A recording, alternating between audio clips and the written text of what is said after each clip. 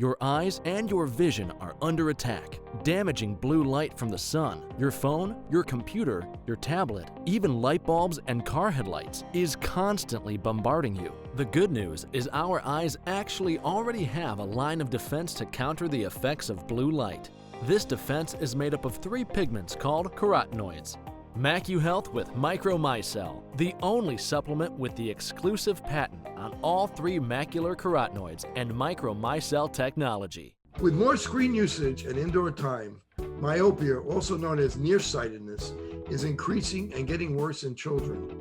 Now, certified eye doctors can prescribe MiSight One Day, the first and only FDA-approved soft contact lens to slow myopia progression in age-appropriate children. Visit CooperVision.com to find a Brilliant Futures certified eye doctor near you. Do your patients know what presbyopia is? There are people who are afraid of the press. Have you talked to your patients about multifocal contact lenses? I've heard the bifocal, but not multifocal. Exactly, not multifocal. Do you need help with your multifocal strategy? Learn more at the conclusion of this episode. The All Eyes Visual VRP is a portable vision testing platform that includes visual fields, acuity, color vision testing, pupillometry, and extraocular motility. The visual leverages virtual reality, artificial intelligence, and augmented technologies to enable eye care providers to test for and monitor common eye diseases. Visit alleyes.com for more information. Welcome back to part 2 of my interview with Sally Fallon, president of Weston A Foundation. In part 2, Sally talks about foods to avoid and highlights food recommendations that may surprise you. If you're new here and you like our interviews, press like, subscribe, share, and hit the bell. Also, please leave comments. Be sure to watch our full-length documentary, Open Your Eyes, on Amazon Prime, Apple TV, iTunes, Google Play, and YouTube Movies and Shows. And tune into our brand new radio show Saturday morning at 9 a.m. Central Time on AM 1280 The Patriot. You know, I interviewed Ted Damon, and we talked about how a lot of the kids now are getting all kinds of injuries, early knee injuries, because of sugar and the and the seed oils, and I guess, and now glyphosate, because it affects connective tissue. So the kids are growing up being eating this glyphosate and the sugar and the seed oils, and their tendons and their ligaments and their cartilages are just frying. Yeah, and might get a chiropractic adjustment, but it doesn't hold. So now of course that gets us to one of my favorite subjects, gelatinous bone broth, and not what you buy in the supermarket in those boxes, the septic boxes. That's not going to work. You need to make chicken broth and beef broth, fish broth. And because I came from a tradition of gourmet cooks, I had that all my life. My mother always made chicken broth and put it in the gravy and the soups, and I could just continue doing that, and then found out this is actually really very healthy for you. And I can't think of it. Well, there's lots of things that are important, but this is one of the most important things you can do as parents is cook those bones and give your kids broth, whether it's a mug of broth in the morning or make soup with it. And I was raising a family of 4 growing, hungry kids, 3 boys and a girl, on kind of a budget. And what I did, I bought 2 chickens every week and cooked those chickens. The meat was for chicken salad and tacos and that kind of stuff. And the broth, we had soup 2 or 3 nights a week. We had lentil soup made with homemade broth. So it was, it was a kind of a poverty diet in some ways, but they were very healthy. And how long would you cook it for? I never had a broken bone, by the way, but. Well, that's great. Yeah. How long would it cook for, the bones? How long do you? Well, overnight is fine, overnight. And now, I didn't have a slow cooker in those days. I guess they weren't kind of out yet, but now I have a slow cooker. So every time I cook a chicken, I save the bones. I can get feet and heads, which makes really good broth. And when I have enough bones to fill a slow cooker, I make broth. And is there anything to the fact that uh, meat, red meat, or from a cow, bison, or a lamb is healthier than chicken because it's a ruminant and has multiple stomachs. Oh, I think they And both chicken. have their benefits. And this is why we want to eat a variety of foods. The real benefit of poultry is the vitamin K2, because all poultry has vitamin K2 and it's fat. That's why you always want to eat the skin, right? And so to me, that's the benefit of poultry and things like duck fat, goose fat, and so forth. The benefits of red meat are zinc and iron, and very available in a form very available. And we shouldn't downplay zinc. Zinc is just critical for the brain, for intelligence, and also for growth. In children who don't get enough zinc, they're stunted. Their growth is stunted. And beef is the best source of zinc. And we're very lucky in the Western world. We have beef, it's available. We should eat a lot of beef. And zinc is good for the immune system as well. Yes, exactly. And I think there's about 100 enzymes based on zinc.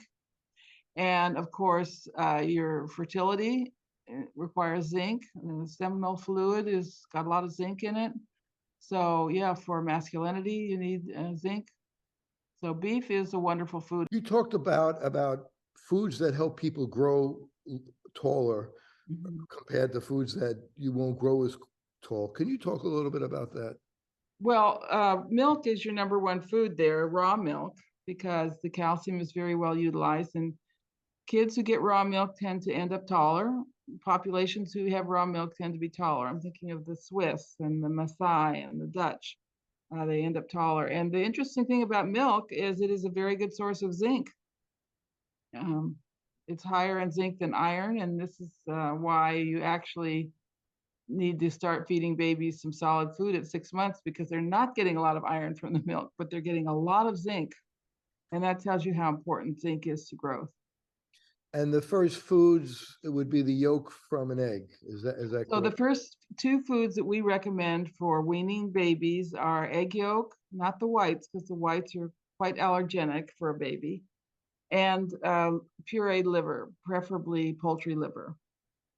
These foods will give them all the fat-soluble vitamins, good fats, A, D, and K, and they're just great foods. But mainly, they will give the baby cholesterol, because eggs and liver are very high in cholesterol, and babies need cholesterol for growth, for the development of their brain.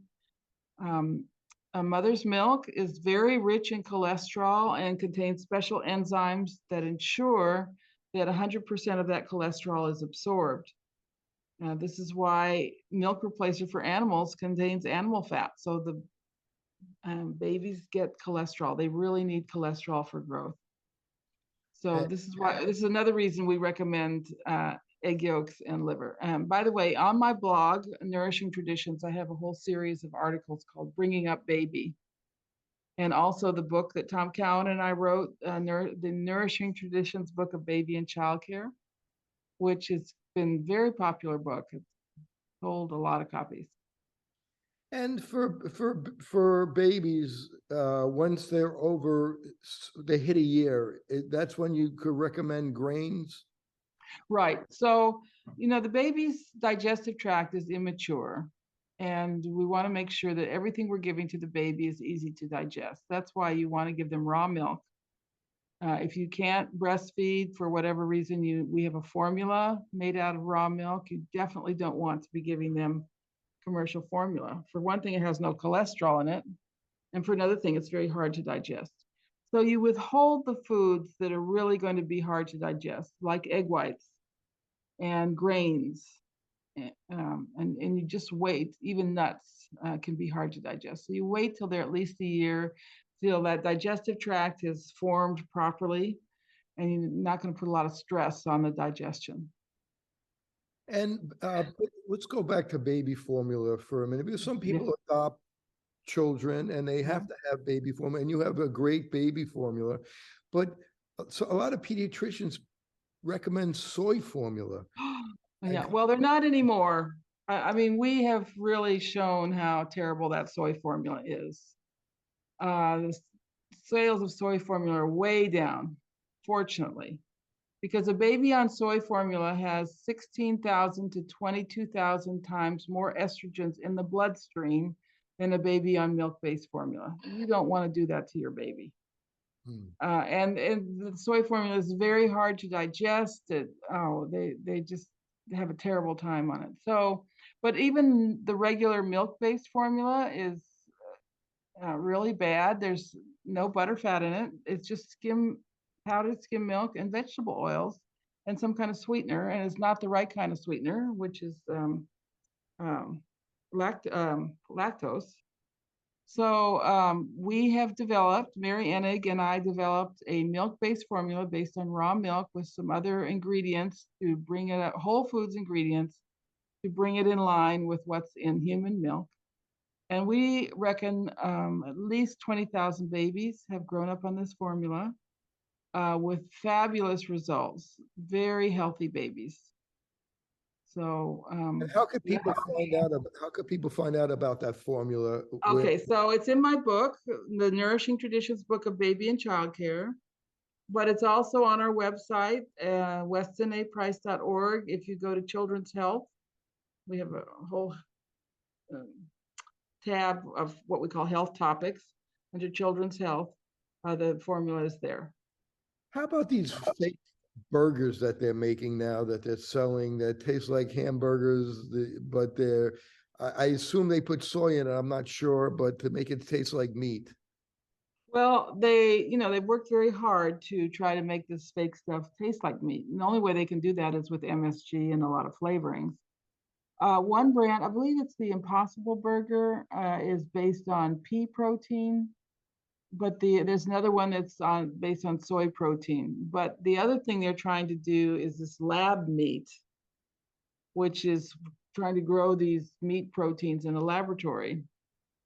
And this is supposed to be a kind way of having meat. What they don't tell you is that this lab meat requires something called fetal bovine serum. And fetal bovine serum is the blood drained from fetuses of calves pulled from their mothers just before birth. And while they're alive, they drain their blood. Oh my goodness. Until they die. And this is what they need to grow this lab meat. So they absolutely have to have cows to grow this meat. And it's very cruel. I mean, that's way more cruel than just killing a cow for meat. So, but this is one of the dirty secrets about this lab meat. And I have actually written about that on my blog also. And phytates that are in soy, it blocks nutrients, anti-nutrients. Right. We call these anti-nutrients. They're in grains and legumes, and soy is really high in them. One is phytic acid, which blocks minerals. It'll block calcium, magnesium, blocks iron, and especially phytic acid blocks zinc. So if you're eating a lot of whole grains and not getting any meat, you're very prone to zinc deficiency. There are enzyme inhibitors. There are tannins that are very bitter. So there's the oxalic acid. So there's a number of anti-nutrients in grains and most plant foods, actually, but especially in grains and legumes. You talked before about MSG, how they put that in to make it taste. They put it in fake foods to make it taste like meat. There's some other names for MSG because sometimes you don't know it's actually MSG. If you could mention that and the dangers of MSG. So MSG is free glutamic acid, basically, and it's in all processed foods. Everything from, flavoring mixes to it's actually in skim milk. MSG is the fake meat taste, and it is very, very harmful. The MSG affects the hypothalamus, and the hypothalamus is the master gland. It is the seat of impulse control. And if we're seeing anything today, we're seeing children without any impulse control. Also, MSG has been definitively shown to make you gain weight. There was a study in China where everyone was cooking their own food, so it wasn't any processed food, but the families that used a lot of MSG weighed more. They were stocky, whereas the families that didn't use MSG were slender. So we're starting our kids out. The MSG is in baby food, it's in formula, it's in all these fake foods, it's in all the fast food, and then we wonder why these children are so fat. But you read the papers and they say this is fake news, this is disinformation, that there's anything wrong with MSG, but it's right there in the scientific literature. MSG affects the hypothalamus, the seat of impulse control, the master gland, and by the way, the hypothalamus is where we produce oxytocin, which is the cuddling hormone, and it makes you gain weight. It's right there in the scientific literature. And the only way to avoid it is to avoid processed food. Because it's in everything. And why do they put it in? What's the purpose? Because the food would be inedible otherwise. It would taste like cardboard. So every once in a while, I'm sure you as well, we have to go to a restaurant. How do we eat healthy in a restaurant?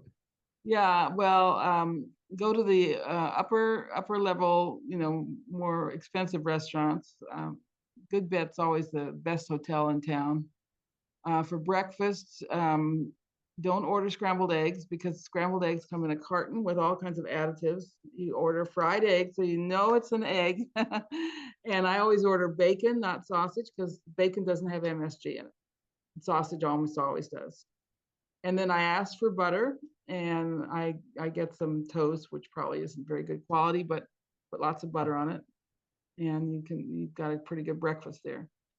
You want to avoid soups in restaurants unless they're actually making the chicken broth or whatever. I always ask. My husband and I were traveling in Europe, and the last night we were actually at a Hilton hotel at the airport, and I was not feeling well. My stomach was feeling kind of dead, and they had a fish soup on the menu. So I said to the waiter, go ask the chef, did he make this soup from bones, or did it come from a can? A powder in a can. And he came back, he says, the chef says he made this soup from bones. So I had the fish soup, and it was just exactly what I needed. It just calmed down my stomach, and I felt great afterwards. So ask, how are they making their soups? And same thing with the sauces. A lot of the sauces come from a can, and they're just full of MSG. So you just have to ask. I know that when I'm in a restaurant and a breakfast, I always ask them to cook it in butter, otherwise I get seed oils. Right. To cook the eggs. MacuHealth, your science-born and tested solutions for visual performance, macular degeneration, and dry eye syndrome. New products coming soon. Embrace the science. The All Eyes Visual VRP is a portable vision testing platform that includes visual fields, acuity, color vision testing, pupillometry, and extraocular motility. The visual leverages virtual reality, artificial intelligence, and augmented technologies to enable eye care providers to test for and monitor common eye diseases. Visit alleyes.com for more information. And how about the stimulants? Coffee, chocolate? What's your position on that, and what can we do as a substitute if it's something you don't recommend? Yeah, well, I have a very interesting story to tell. I was a coffee drinker and had a number of health problems, basically fatigue in the evening and allergies. And this was years ago. I went to see a doctor, and I'm so grateful to this doctor. He was considered a holistic doctor. And he sat me down and he said, now, Sally, I cannot help you unless you stop drinking coffee. He'd done a food survey, what I ate. If you don't stop drinking coffee, you're always going to be tired, and you're always going to have allergies. Well, I went home. I never drank a cup of coffee again after that. It was the hardest few months of my life. I had a headache every day.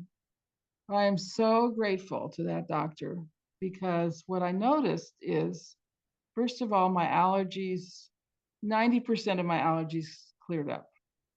There's still a 10% that sometimes bothers me, but I was a different person.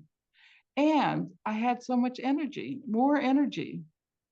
I was the kind of person who had a lot of energy in the morning, but by the evening I could hardly function. Well, now I found I could function all day, nice, steady energy, no peaks and valleys. And I still had energy to work after dinner and do the dishes. So I just, my energy levels and my energy patterns changed. So people hate to hear this from me, that coffee's a really bad thing, but if you can get over it, you will feel so much better. And chocolate has caffeine, but also other kind of alkaloids that raise dopamine levels, so it makes you feel happy, but then you get the crash afterwards. I wrote a blog called Coffee Chocolate Rage. You can look it up, Chocolate Rage, because chocolate actually makes people angry sometimes, get in a rage. And chocolate could have cadmium and arsenic. Yes, and there's a lot of heavy metals in coffee and in tea, and there's a lot of cadmium in tea. There's a lot of fluoride in tea, and then same with chocolate. And so what do you have instead? What do you have instead? One thing you have is a nap. feeling tired? Close your eyes for 10 minutes. Take a power nap. Another great substitute for coffee, I put a tablespoon of molasses and a tablespoon of coconut oil and a pinch of ginger, powdered ginger, in a mug. Fill that with hot water. Looks like coffee, tastes delicious, and it does perk you up by feeding you, and boosting your metabolism. And is there anything to like the 88% chocolate, or you would say it's all chocolate, and even chocolate? The dark chocolate is quite high in sugar. And do you think one of the reasons that you had the problems with the coffee, the somewhat allergies, is they use a lot of pesticides when they make coffee? Well, that's possible. But the thing about these stimulants is they tell the adrenal glands to make adrenaline. And whenever your body produces adrenaline, it produces feel good, the rest and digest hormones to bring you back from this, kind of push of energy. And pretty soon you get what's called adrenal fatigue. Your adrenal glands just can't do that all the time. If you're drinking coffee, if you're getting yourself going in the morning with coffee every day, then your adrenal glands just give out. And after a while, for me, the symptom was allergies. For other people, it might be low sex drive because you need these adrenal hormones to make sex hormones. For others, it might be diabetes because your adrenal glands control blood sugar levels. For others, it might be high blood pressure because your adrenal glands are involved in regulating blood pressure. So you want to be kind to those wonderful adrenal glands, and you eat nutrient-dense foods. Vitamin A is really important for your adrenal glands, but just not be hitting them with a sledgehammer all the time, which is what happens when you're taking in stimulants. The supplement industry is, I think, a $60 billion industry. Are there any supplements that you recommend or you take personally? So I take cod liver oil and what Dr. Price called high vitamin butter oil, or sometimes I take emu oil for vitamin K2. So those are my A, D, and K, and I take those every day. I do take a natural vitamin C, like amalaki or rose hips, not synthetic. It's just a powdered fruit, right? The amla. And I think I don't take anything else, except sometimes I will take a desiccated glandular. And I think this is or desiccated organ, like desiccated liver or desiccated lung. And I think this is the future of supplements. It's not the isolated vitamins or minerals, but it's the dried organ meats. I take dried oyster because I don't like oysters. My husband loves oysters. I don't like them. And that's for minerals, especially zinc. Uh, and goes right along with what traditional people did. They dried oysters and in the sun, and they traded them. They dried organ meats. They dried meat. So this is a very um, appropriate way to store um, these kinds of foods. I know Paul Saladino recommends organ supplements. Now, do you eat organs or you take the supplement? Well, I eat liver. I love chicken liver and especially poultry liver, but it's sort of hard to get the other organ meats. I love sweetbreads, but where can you buy sweetbreads? Even when we butcher animals, we can't get the sweetbreads back anymore, and they're delicious. So, and you can't have anything with lung in it in America. I did want to ask you about margarine. When I grew up, I remember I remember loving butter, and my mother decided, well, butter's not healthy anymore, and I have to have margarine. And I guess back then it was made out of corn oil. Yeah. And now And then is it made out of soy now? well, this is why we have so much soybean oil. So margarine, it was partially hydrogenated vegetable oil, and they were using corn oil, and then they kind of uh, experimented with soybean oil, and they found that soybean oil hydrogenated better than corn oil.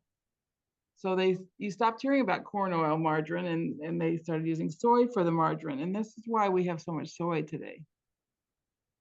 But margarine, of course, is a poison. And I feel very blessed because my parents were Francophiles and good cooks. They would never use margarine. It's kind of a snob thing, really, but I'm so grateful. Oh, I remember having that margarine as a kid, and I was just like say to my mother, I can't eat this. This is Oh, well, good for you. Your body was very wise. Yeah. It's like, oh my God.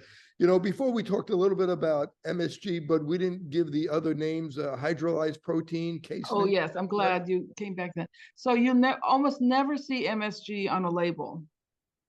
They hide it. Anything hydrolyzed protein, anything, any of the caseinates, citric acid always has MSG in it. Any of those funny additives will be a source of MSG. And we talked about fatigue before, and you have a formula to help prevent fatigue. If you could talk a little bit about that.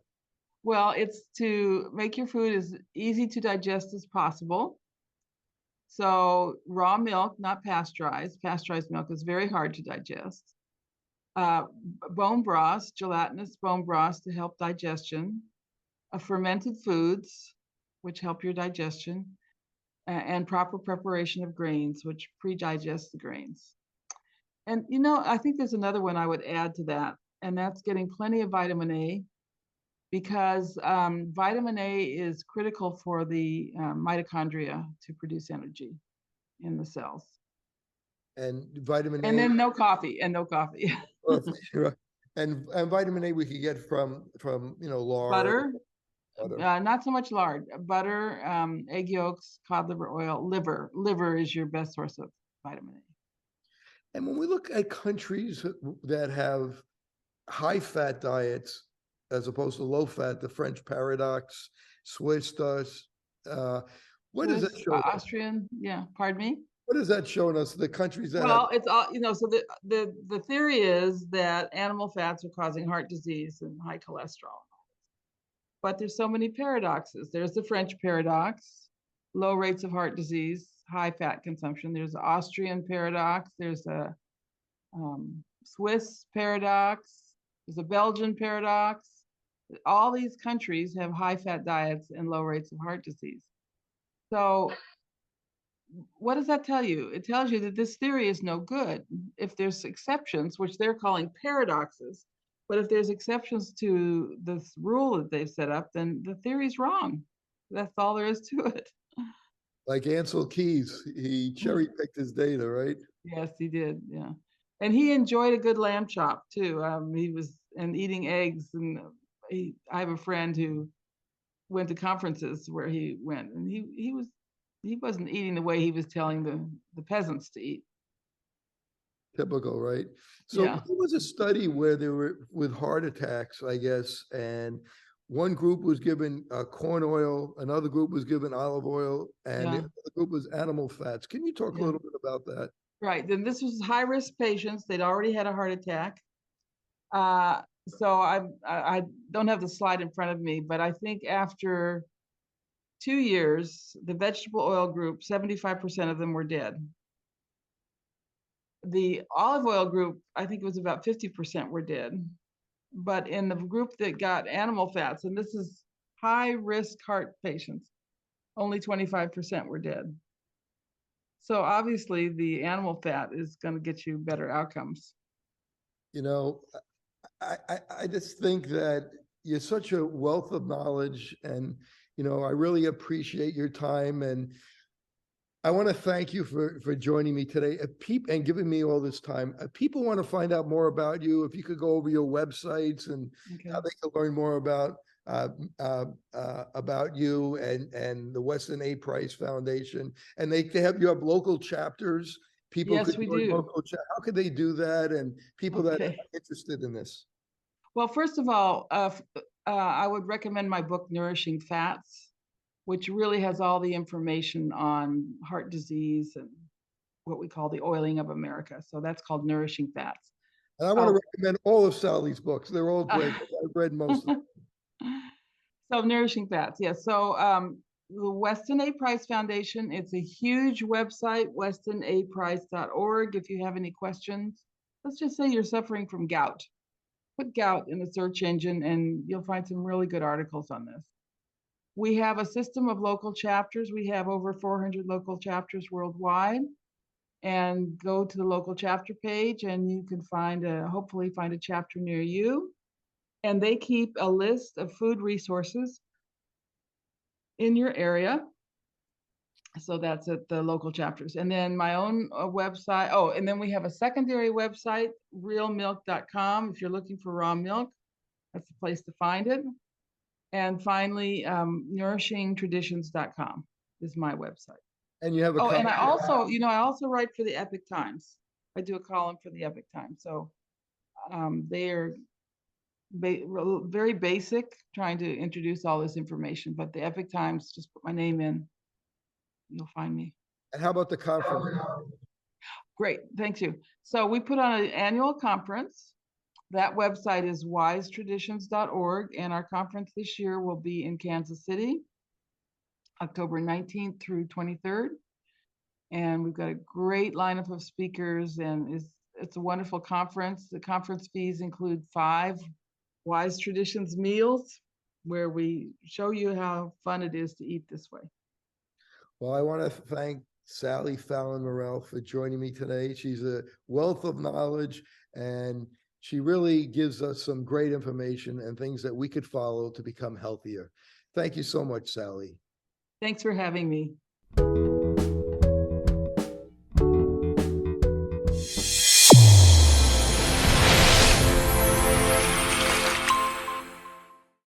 Your eyes and your vision are under attack. Damaging blue light from the sun, your phone, your computer, your tablet, even light bulbs and car headlights is constantly bombarding you. The good news is our eyes actually already have a line of defense to counter the effects of blue light. This defense is made up of 3 pigments called carotenoids. MacuHealth with Micromicelle, the only supplement with the exclusive patent on all 3 macular carotenoids and Micromicelle technology. Fitting multifocal contact lenses presents a big opportunity to meet patient needs while growing your practice. Alcon is your partner not only with our innovative portfolio, but through e-learning. Learn to enhance your multifocal strategy today with the Alcon Experience Academy. The All Eyes Visual VRP is a portable vision testing platform that includes visual fields, acuity, color vision testing, pupillometry, and extraocular motility. The visual leverages virtual reality, artificial intelligence, and augmented technologies to enable eye care providers to test for and monitor common eye diseases. Visit alleyes.com for more information.